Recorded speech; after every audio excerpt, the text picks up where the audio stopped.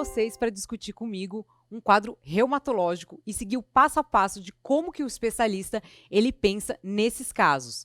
E vamos lá então, uma paciente feminina com 35 anos de idade. Há um ano, pessoal, ela tem uma poliartrite simétrica em interfalangianas proximais, metacarpofalangianas, punhos, cotovelos e tornozelos. Já para aqui.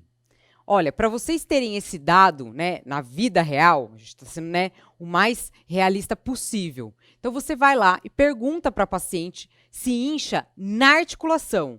Não vale a mão inteira, porque nem tudo na mão é articulação. A gente tem os locais definidos. Então você tem que falar, olha, onde que é exatamente? Né? Então ela falou para você, ela te convenceu, então você realmente acha que é uma poliartrite. Então que incha nas articulações. Além disso, se fosse uma artralgia, não fosse uma artrite, você tem que lembrar, né, na sua anamnese, de tentar diferenciar se a sua artralgia ela é de ritmo mecânico e se ela é de ritmo inflamatório. Então, perguntar para o paciente, olha, quando que piora? Quando que melhora? É contínua? Some? Então, esses são dados muito importantes. E vamos para frente. Além disso, a rigidez matinal superior a 1 hora. Então, aqui, superior a 1 hora, me sugere que realmente é uma característica inflamatória. Alivia com o uso de prednisona. Lembrar, pessoal, que tudo melhora com prednisona, né? Então, assim, você já tomou prednisona? Você fica maravilhoso. Então, não é só porque é uma artralgia inflamatória. Isso aí não é um dado, assim, que eu falo, nossa, realmente isso é inflamatório. Não, se fosse mecânico, né? Se fosse uma osteoartrite, se você tomar prednisona 20, você melhora também, né? Ok, mas ele te deu esse dado. Atualmente, ela não está fazendo o tratamento. Isso é muito importante. Então, você tem uma paciente que começou com um quadro há 1 ano, né? Que te convenceu que aquilo realmente é uma poliartrite, aquilo é inflamatório, mas ela não está tratando, né? Então, isso é importante. Ela só tomou prednisona às vezes. É hipertensa e está em uso de enalapril 20 de 12 em 12. Gesta 2, para 2, aborto 0 e usa DIU como método contraceptivo. Isso para lembrar a gente de perguntar, mulher em idade fértil, se for uma doença reumatológica, existem muitas drogas que são teratogênicas. Essa mulher, né, você tem que pensar em se preocupar com isso, com a contracepção. Além disso, ela é tabagista de um maço ao dia há 20 anos, nega etilismo, nega o uso de drogas ilícitas, sedentária, gosta de leite e derivados, mas ingere pouco. No exame físico, APA 13,9, frequência cardíaca de 80, peso 62, altura 1,65 e aí você para. Você terminou, né? Fez ali a sua triagem de exame físico e você vai para o seu exame osteoarticular. O que você espera encontrar numa pessoa que falou para você, te convenceu que tem uma poliartrite, te deu todas as características inflamatórias e ela não está tratando, né? Há 1 ano não está tratando, só usa ocasionalmente alguma coisa. Gente, eu espero encontrar alguma coisa no exame físico, senão fica muito esquisito. Aí você já tem que pôr 1000 pontos de interrogação e realmente repensar se você confia naquela história. Porque você tem que encontrar alguma coisa. E a gente encontrou, né? Então a gente encontrou artrite em segunda e terceira metacarpofalangiana bilateral, punhos bilateral e tornozelo bilateral. Ou seja, existe uma simetria de envolvimento. Justamente o que ela tinha te falado. Então, tudo corrobora para a história do seu paciente. E aí a gente vai tentar diferenciar, porque já te convenceu que é uma artropatia inflamatória. Mas quem é essa artropatia inflamatória, né? Você tem que pensar que existem várias doenças reumatológicas que podem dar poliartrite. Ok. Então aí o interrogatório de diversos aparelhos. Ela nega a Renault, então aí a gente já fica, né? As colagenoses você já fica menos suscetível. Nega a alopécia, nega úlceras orais e nasais, nega alteração de hábito urinário e nega lesões cutâneas. Quais são as nossas hipóteses diagnósticas? É uma poliartrite simétrica e inflamatória. Então, parece realmente que tem inflamação. Primeiro lugar, o que vocês vão pensar, de acordo com toda aquela história? Artrite reumatoide, gente. Mulher de meia idade com poliartrite simétrica, que não me parece que tem envolvimento de colagenose, que não tem outros órgãos acometidos, artrite reumatoide.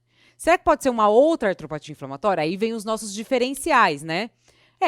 pensar em lúpus eritematoso sistêmico, né? Mulher em idade fértil com poliartrite, também a gente tem que descartar, porque de acordo com a epidemiologia do seu paciente.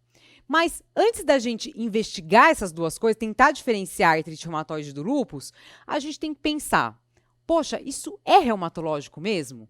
Então, um bom reumatologista, pessoal, ele vai chegar falando que não é dele. Se chamou lá em interconsulta, ele já vai chegar assim, ó, isso daí não é meu. Por quê? Olha, você falar que é uma doença reumatológica, primeiro que é um diagnóstico de exclusão. Você tem que excluir todas as outras etiologias. O nosso tratamento, ele vai de encontro com o tratamento de outras doenças. Então, como que você vai imunossuprimir uma infecção? Como que você vai imunossuprimir um paciente que, na verdade, tinha uma doença neoplásica? Então, pensem nisso.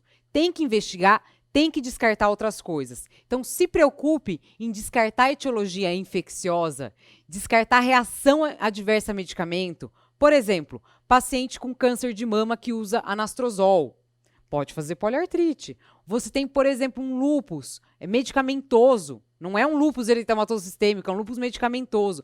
Como que você fala para essa paciente que ela tem lúpus, né, eritematoso sistêmico, e um belo dia ela está curada? Gente, não tem cura. O paciente recebe um tag. Por isso que um bom reumato ele tem que ter muita certeza que aquilo é uma doença reumatológica. Além disso, você tem que lembrar das etiologias endocrinológicas. O hipotiroidismo ele pode fazer uma artropatia não inflamatória. Então, peça, né, função tiroidiana. Etiologia neoplásica. Existe síndrome paraneoplásica reumatológica. Por exemplo, tem uma síndrome de poliartrite fascite palmar, que ela está presente caracteristicamente em pacientes que são portadores de tumor de ovário. Então, resumindo tudo, reumatologia é exclusão.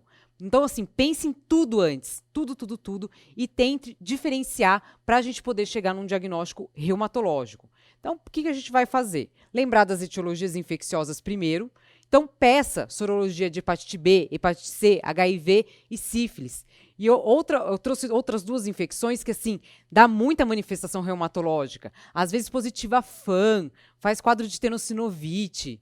Né? Eu já recebi paciente que era com um diagnóstico de lúpus eritematoso sistêmico, que na verdade era uma hanseníase, entendeu? Então, assim, com FAM positivo, anticorpo positivo, mas tinha hanseníase na jogada. Então, assim, como que ela curou do lúpus tratando hanseníase?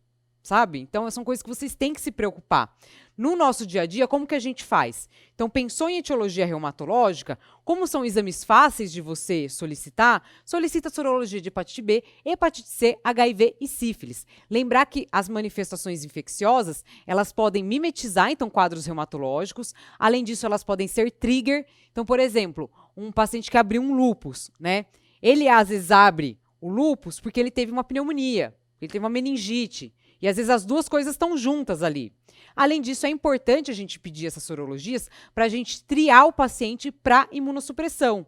Então, eu preciso saber se aquele paciente que eu vou dar um metotrexato, que eu vou dar um imunobiológico, se ele não tem um HIV, uma hepatite B, uma hepatite C. Então, por isso que é importante vocês pedirem esse rastreio básico. Então, sorologia de hepatite B, hepatite C, HIV e sífilis. Aí você pediu. Você pediu hepatite B, hepatite C, HIV, o VDRL e pediu a função tiroidiana, tudo normal, né? Então, estamos caminhando que realmente é um quadro reumatológico. Quais são os exames que você tem que solicitar, então, para a gente tentar diferenciar a artropatia inflamatória? Qual é realmente o meu diagnóstico reumatológico? Qual é a doença, né, específica? Então, a gente vai pedir o VHS-PCR, FAM-fator reumatoide, anti-CCP, uma eletroforese de proteína sérica, radiografia dos sítios acometidos, hemograma, urina 1, haste-out, ureia creatinina, C3 e C4. Então, o que vai falar contra lúpus? Né? Pedir tudo aquilo para a gente tentar diferenciar. Vai falar contra lúpus a ausência de outros envolvimentos. Então, a gente já fez o IDA, não está aparecendo, né? Mas vamos ver lá aquela urina 1, se não tem nada sugestivo de glomerulonefrite. Vamos ver se não tem nada de uma anemia hemolítica, né? Uma plaquetopenia, se não tem uma linfopenia. Então, por isso que é importante. Além disso, se o seu FAM vier negativo, fala muito contra, né? Porque, assim, No lúpus, a gente vê que o FAN ele é positivo, né, dependendo das casuísticas, 95, 98, 99% dos pacientes com lúpus são FAN positivo. Então, um FAN negativo, ele já você já afasta, não que ele descarte completamente, mas já é, menos provável. O FAN, ele é um método de triagem para detecção de autoanticorpos. Então, uma vez que você tem um FAN negativo, você já subentende, você já faz um link mental ali que provavelmente você tem autoanticorpos negativos. Além disso, a presença do complemento normal. Então, tudo isso fala contra a gente ter um lúpus eritematoso sistêmico. De exames gerais, por que eles são importantes, que a gente pediu aquele monte de coisa? Justamente para a gente afastar, outros sítios de acometimento, porque são pistas para a gente pensar numa doença inflamatória sistêmica crônica, como a artrite reumatoide, como o lúpus eritematoso sistêmico, vasculites também, a gente vai ter uma inflamação crônica muito importante, Então, lembrar, por exemplo, você tem uma anemia de doença crônica, A anemia de doença crônica, ela é uma pista, para você falar, o que será que está acontecendo aqui? Uma plaquetose, Tudo isso me sugere uma inflamação crônica. Além disso, eu triar para terapêutica. Então, a gente sabe que os imunossupressores são drogas que têm vários efeitos colaterais. São drogas que são mielotóxicas, que são hepatotóxicas. Então, eu preciso saber como que está o hemograma do meu paciente. Preciso saber a função hepática dele. Por isso que é importante a gente pedir os exames gerais. O VHS-PCR, em que condições que a gente espera um VHS-PCR elevado? Justamente na artrite reumatoide, nas espondiloartrites e nas vasculites. Dessas doenças, as vasculites são as que mais causam, que fica bem elevado comparado com artrite reumatoide e espondiloartrites. A gente espera que o VHS-PCR sejam normais nas colagenoses. Eles não ditam, para mim, a atividade de doença nas colagenoses. Então, no lúpus, na esclerose sistêmica, nas miopatias inflamatórias, Lembrar que, se você tô pensando numa artrite reumatoide, nossa, tem tudo de artrite reumatoide. E aí o paciente, ele te traz um VHS-PCR normal. Aí você fala assim, nossa, que não é. Calma. Pergunta se não está usando corticoide e se não está usando anti-inflamatório, porque pode ser que você tenha interferência no seu exame. Aí você vê um VHS-PCR, mas a mulher está lá, tomando prednisona 20 todos os dias, Então, pensem nisso. O que é o fator reumatoide? O fator reumatoide, ele é uma IgM contra uma IgG. O fator reumatoide, apesar do nome, fator reumatoide, vocês têm que pensar, por exemplo, em outras doenças. O fator reumatoide, ele não está presente só na artrite reumatoide. Ele está presente na vasculite crioglobulinêmica e está presente, por exemplo, na síndrome de Sjögren. Existem várias doenças que dão fator reumatoide positivo. Até doença neoplásica hematológica pode dar fator reumatoide positivo. Então, lembrem disso, tenham essa visão crítica. O fator reumatoide na artrite reumatoide, ele vai meditar o envolvimento extra-articular, então provavelmente aquele paciente está mais suscetível a ter um envolvimento extra-articular de doença, vai meditar um pior prognóstico e me auxilia no diagnóstico, mas lembrar que ele não é essencial. Então, eu tenho artrite reumatoide, que é fator reumatoide negativo. O anti-CCP. O anti-CCP, ele é um anticorpo muito específico de artrite reumatoide, uma especificidade acima de 90%. Então, pensou em artrite reumatoide, gente, peça um anti-CCP para te ajudar. Ele vai te auxiliar no diagnóstico, mas lembrar também que ele não é essencial, Assim como o fator reumatoide. E também ele está associado a um pior prognóstico. Só para a gente lembrar rapidinho,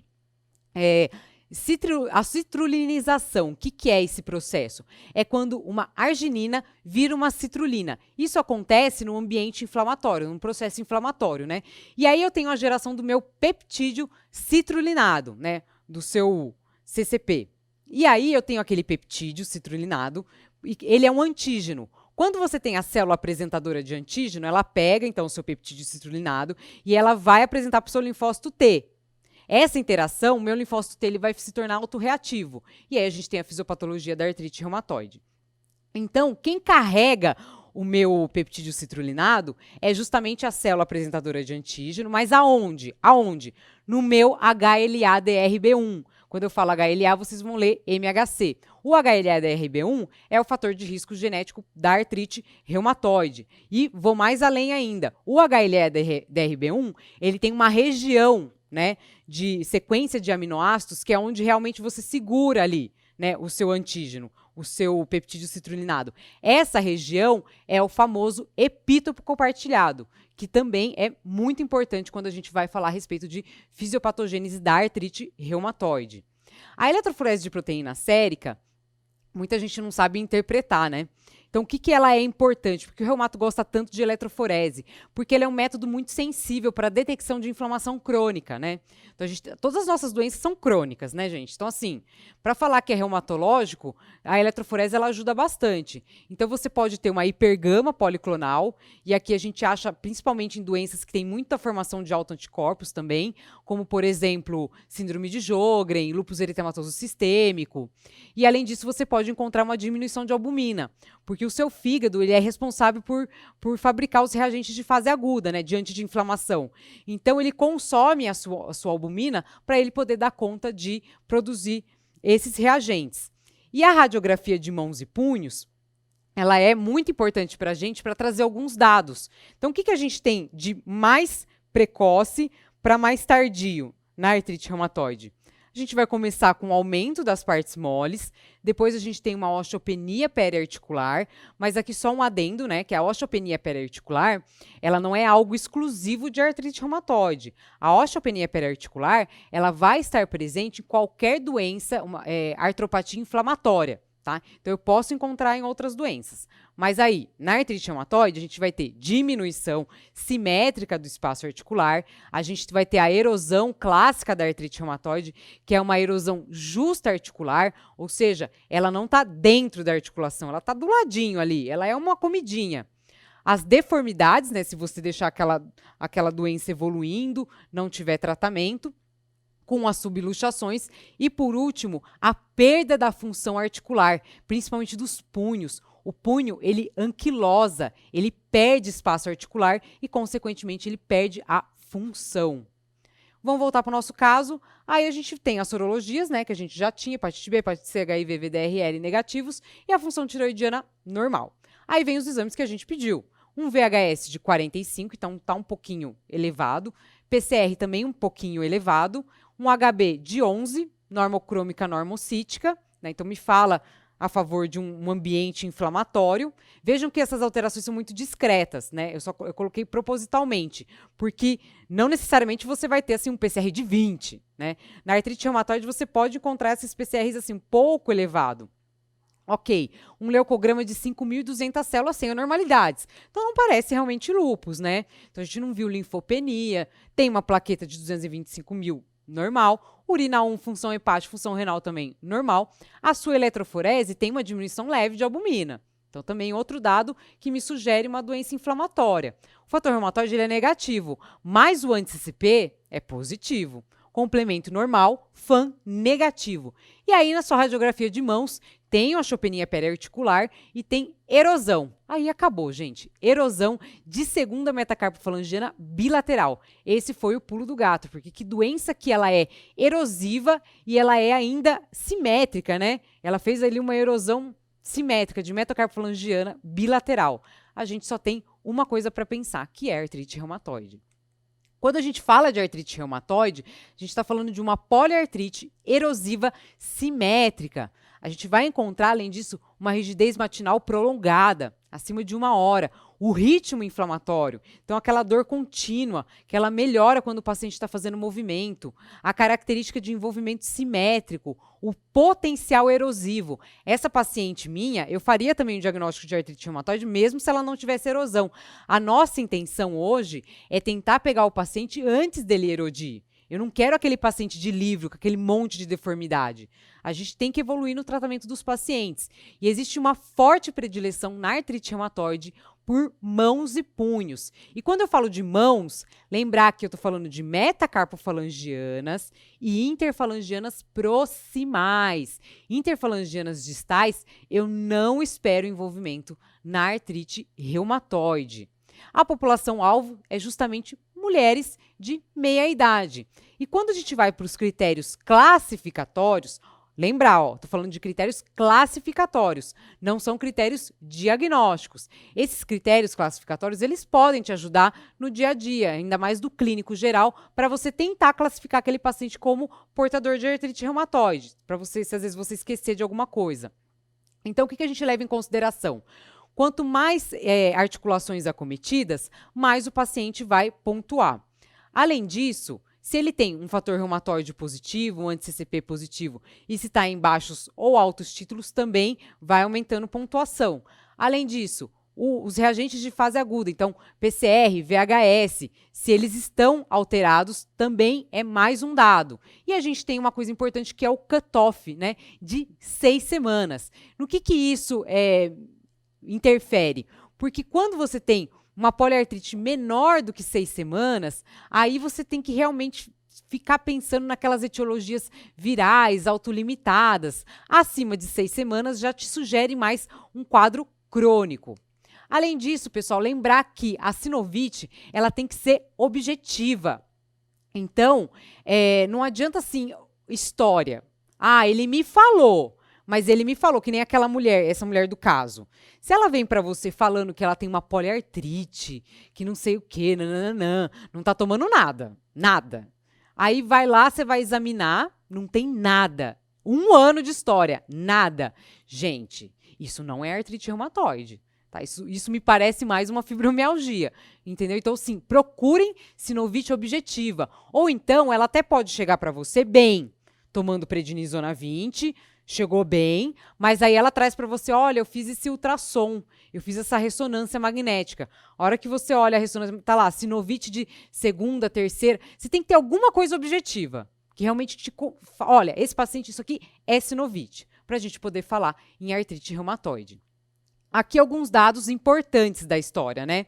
Então, o tabagismo, né? Vamos lembrar disso. O anti-CCP positivo, altos títulos e a presença de erosão. Então, quais são os fatores de mau prognóstico? A gente tem que lembrar justamente, então, do anti-CCP, da presença de erosão numa fase precoce de doença. Essa paciente só tem 1 ano e o tabagismo. Vamos rever agora todos os fatores de pior prognóstico. A presença do fator reumatoide, a presença do anti-CCP, erosões numa fase precoce de doença. Além disso, o envolvimento extra-articular. Então, uma paciente que tem uma vasculite reumatoide, que tem uma esclerite. Lembrar disso. O VHS e o PCR persistentemente elevados, pessoal. Então, eu não estou falando um VHS-PCR elevado. Estou falando persistentemente. Porque a nossa paciente, ela tinha VHS-PCR elevado, a gente não considerou que era um fator de pior prognóstico. Justamente porque aqui se encaixa aquele paciente que eu estou tratando, eu estou tentando, né, diminuir que aquela doença remita, mas o meu VHS-PCR estão persistentemente elevados. E a presença do tabagismo. Vamos voltar para o nosso caso. Então, a gente tem a artrite, né, na segunda e na terceira metacarpofalangianas bilateral, punho bilateral e tornozelo bilateral. Lembrar disso por conta do tratamento. Além disso, sorologia de hepatite B, hepatite C, HIV e VDRL são negativos. Então, a gente já está tranquilo em usar imunossupressor. Outras coisas, o HB de 11, normocrômica normocítica, um leucograma normal, plaqueta de 225 mil. Ou seja, não tenho nenhuma contraindicação para usar um imunossupressor que seja mielotóxico. Além disso, função hepática e função renal normal. Vamos para o tratamento. Como que a gente vai fazer o tratamento inicial desse paciente? Lembrando que ela tem artrite, né? Então, ou seja, ela está sintomática na minha cara, eu tenho que fazer alguma coisa por conta do sintoma, mas eu não posso esquecer de tratar a doença, de prevenir que aquela doença ela evolua para deformidades. Então, a gente vai usar o metotrexato, porque a gente viu que a gente precisa de um remédio que bloqueie a progressão da doença, além de que ele não tem nenhuma contraindicação. Eu tenho uma função hepática normal, eu não tenho nenhum problema de mielotoxicidade para eu poder não usar o metotrexato com relação ao hemograma desse paciente. E lembrar de usar drogas sintomáticas, ou seja, o corticoide e o anti-inflamatório. O corticoide e o anti-inflamatório, quando vocês forem usar, não exceder a dose de 15 a 20 miligramas de prednisona ao dia, pelo amor de Deus. Não precisa de tudo isso para um quadro articular, tá? Não vai usar 40, não vai usar 60. E você pode usar também o anti-inflamatório se preferir. Os DMARDs sintéticos são aquelas drogas que realmente vão modificar a doença, que vão evitar que ela progrida para deformidade, para mais erosões. Então, a primeira linha, falei de artrite reumatoide, vocês vão lembrar do metotrexato. Lembrando que a dose mínima terapêutica é 7,5 até 25. Como que a gente faz na prática?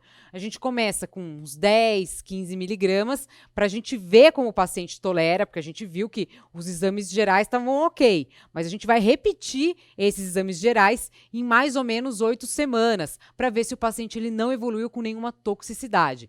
Lembrar de usar o ácido fólico para minimizar os efeitos colaterais. Se porventura esse paciente ele teve falha ou teve algum efeito colateral, às vezes eu comecei o metotrexato e aí ele evoluiu com uma, sei lá, mielotoxicidade, uma hepatotoxicidade, o que vocês vão ter que fazer? Suspender, e aí você pode trocar por uma outra droga. Ou então, o meu paciente está usando metotrexato, cheguei na dose de 25 e mesmo assim ele está ativo de doença.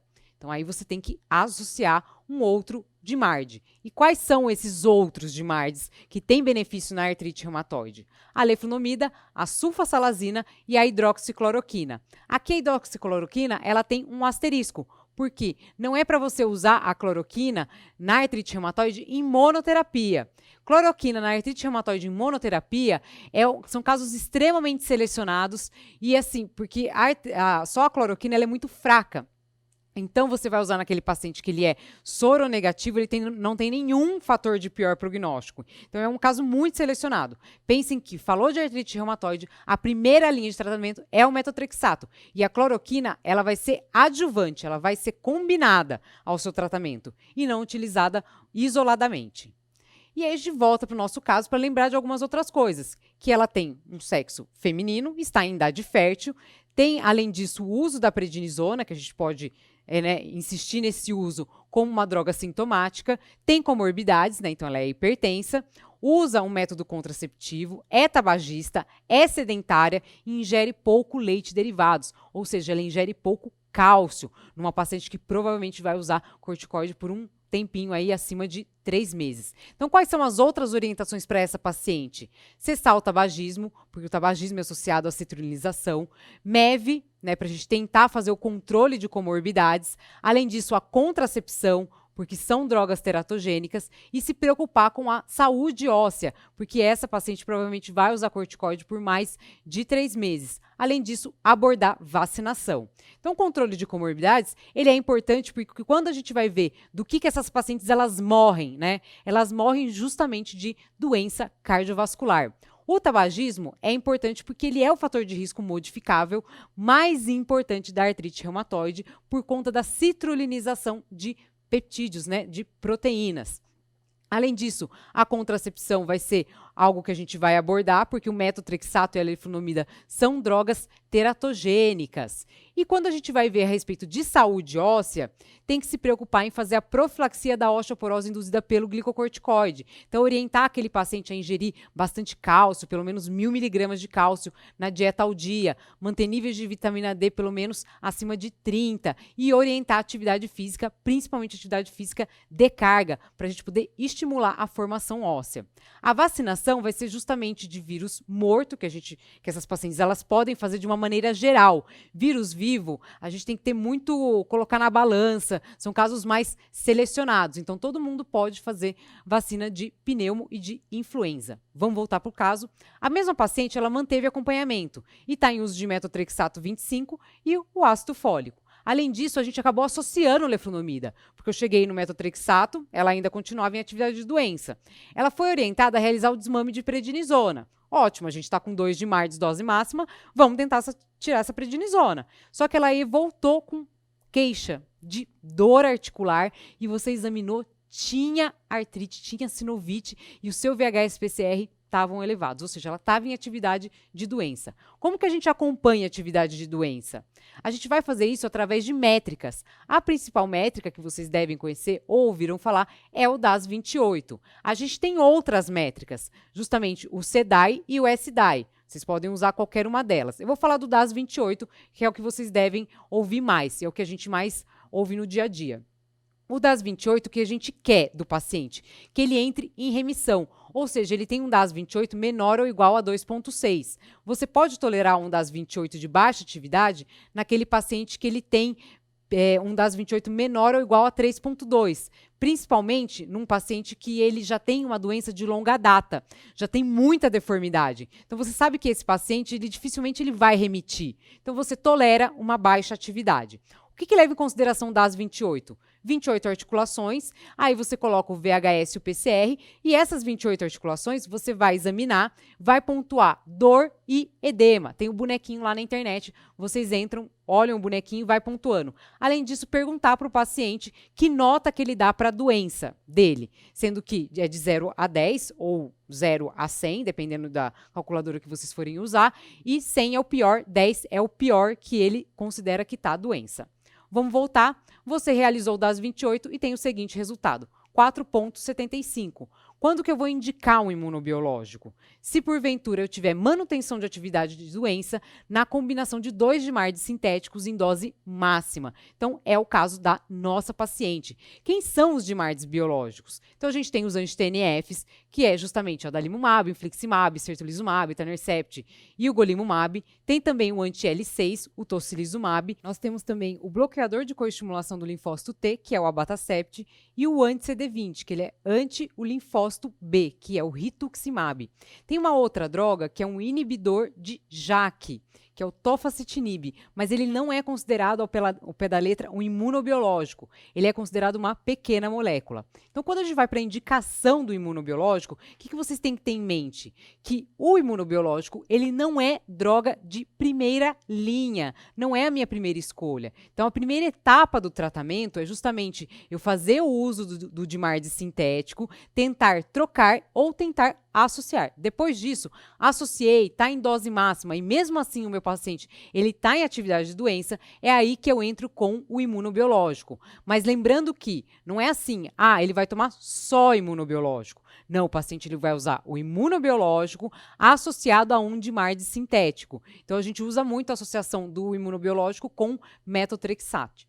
Além disso, lembrar do rastreio desses pacientes. Se você vai indicar um imunobiológico, tem que rastrear antes. Então, a gente vai rastrear justamente para tuberculose. Então, perguntar para o paciente a respeito de contato com a doença, se já teve tuberculose prévia, fazer um PPD e um raio-x de tórax. Falar a respeito de vacinação. Então, a gente viu, tem que vacinar os pacientes. Então, vacina de vírus morto, eles têm que tomar, tem que estar com o calendário atualizado. Vírus vivo, já a gente vai ter que ver, individualizar esse paciente, colocar o risco-benefício na balança. Tomem cuidado, porque pode ser um trigger para você desencadear uma atividade de doença.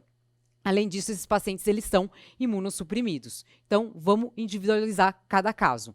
Imunoglobulinas vão ser pedidas se vocês estão pensando em usar o rituximab, porque como ele é contra o linfócito B, ele vai ter uma depressão de IgG. Então, é importante a gente medir esses níveis antes de usar o rituximab.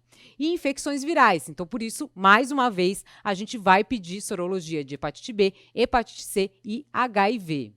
Ok, então como que a gente vai fazer essa profilaxia de tuberculose, pacientes que têm tuberculose latente? Vamos fazer com isoniazida 300 mg ao dia por 9 meses. E quem é que vai tomar isoniazida? Justamente aquele paciente que veio com um PPD maior ou igual a 5 ou tem história de contato, sei lá, às vezes é um paciente, um profissional da saúde, né? Um paciente que é profissional da saúde e já teve contato com tuberculose. Ou se porventura tem uma imagem sequelar de tuberculose prévia. Então, lembrar de fazer a profilaxia desses pacientes antes de usar o imunobiológico. Faz um mês, pelo menos, de isoniazida antes de iniciar o uso do imunobiológico. Mas lembrar que a isoniazida ela vai ser mantida por 9 meses.